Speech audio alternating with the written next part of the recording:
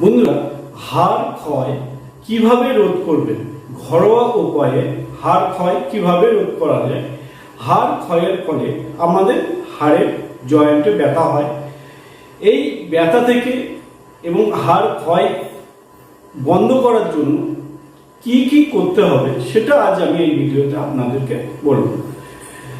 প্রথমে বলবো calcium. Calcium হাড়কে মজবুত করতে, হাড়ের গঠন মজবুত করতে ক্যালসিয়াম খুবই দরকার। একজন পূর্ণবয়স্ক মানুষের 1000 মিলিগ্রাম ক্যালসিয়াম প্রয়োজন।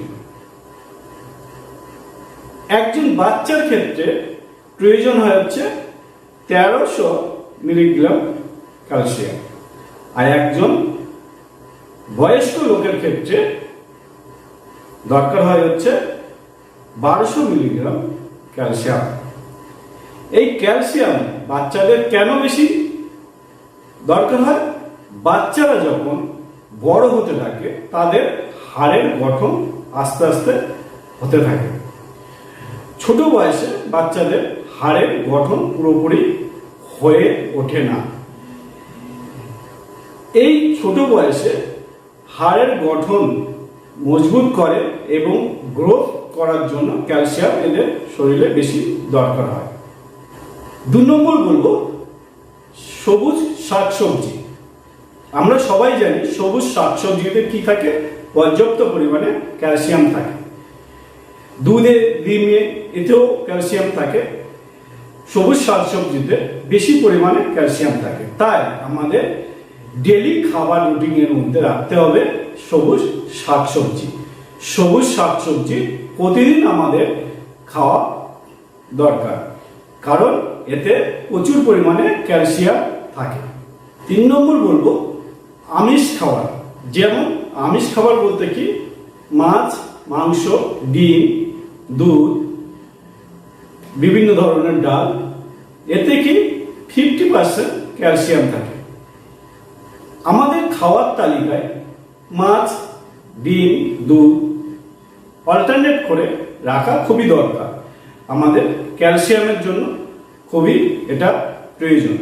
কারণ কি? আমাদের হাড়কে মজবুত করতে ক্যালসিয়াম সাহায্য করে।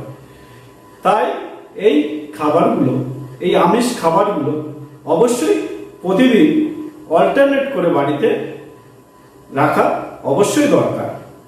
4 নম্বর যেটা বলবো ভিটামিন ডি।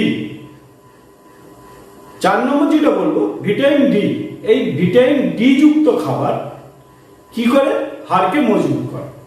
তাই আমাদের খাদ্য তালিকায় ভিটামিন ডি আছে এমন খাবার অবশ্যই পর্যাপ্ত পরিমাণে রাখা দরকার, কারণ এই ভিটামিন ডি আমাদেরকে হাড়কে মজবুত করতে অনেক হেল্প করে।